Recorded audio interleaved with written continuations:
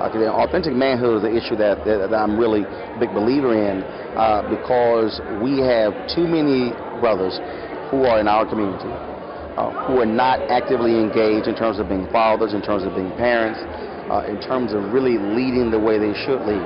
You look at New York City, you look at the unemployment rate among black men. In some places, it's 50, 60, 70%. And so much of that, though, is with education. In Detroit, you have 25% young black men actually graduate from high school. In Chicago, it's 35%. Chicago has the second highest collection of black folks outside of the continent of Africa. And so when you look at what is happening in our community, I fundamentally believe that we are seeing the problems every single day in our community that deal with joblessness, that deals with lack of education because of men not being men. And so we have to confront that, and real men must be able to challenge others. We must be able to hold our homeboys, the guys we play basketball with, the guys we roll with, hold them accountable for their actions.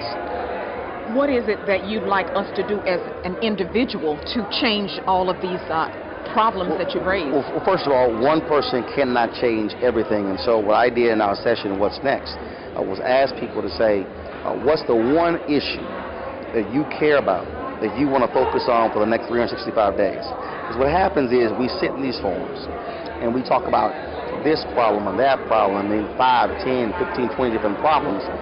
But then our head starts hurting so much, we say, hey, I don't even want to deal with any of that.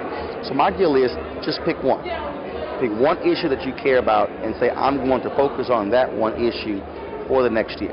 The other thing is, I think this is most important, that is focus on what's around you. I often say that you cannot have a great America without great states. Great states require great cities require great neighborhoods. Great neighborhoods require great blocks. Great blocks require great streets. Great streets require great houses. Great houses require great individuals living in those houses. And so how can an individual get focused on? So if you're a person out there and you say, I care about education, the first things are your kids getting educated. Let's say you don't have kids. Fine. Are my nieces and nephews getting educated? Are my neighbor kids getting educated? Are the kids in my church getting educated? So you have to start just around you. You can't live in Chicago and be so concerned about what's happening in Oakland if you haven't even figured out, wait a minute, let me deal here. So for me, I can talk about the importance of education. My wife and I began to raise 4 of my nieces because they were behind in school. So I can't talk about the importance of education, but I do nothing about what's happening with my 4 nieces. So you start where you are and then begin to build out from there. All right, let's move on to President Obama. What do you make of these poll numbers? They're disheartening to me. Well, no, but it's not surprising. Okay, I have to remind people, 60 million folks voted for John McCain.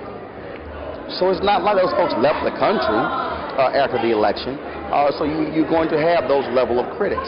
Also, when you begin to tackle tough issues, of course your numbers are going to drop because there are going to be folks who don't like it. They made some serious mistakes in terms of how they communicated, how they're not being specific, underestimating the opposition, and so now they're trying to recalibrate. His speech before the joint session of Congress on Wednesday is going to be a pivotal point